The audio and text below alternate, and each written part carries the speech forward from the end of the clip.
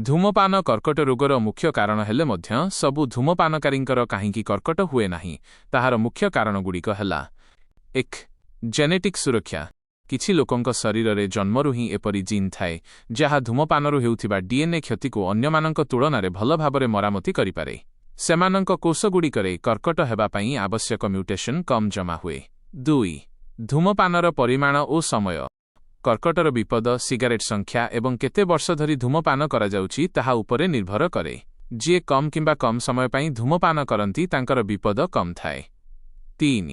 अन्यान्य जीवनशैली कारण सुस्थ खाद्य व्यायाम एवं अन्यान्य सुस्थ अभ्यास शरीरर प्रतिरक्षा शक्ति बढ़ाइबारे साहाय्य करिपारे मने रखिबे धूमपान न करिबा हेउची कर्कटरु दूरेई रहिबार सबुठारु निश्चित उपाय जदिओ समस्तंकु कर्कट हुए नाही धूमपान अनेक मारात्मक रोग जेपरिकी हृदरोग एवं फुसफुस रोगर आशंका बहुत बढ़ाई थाए।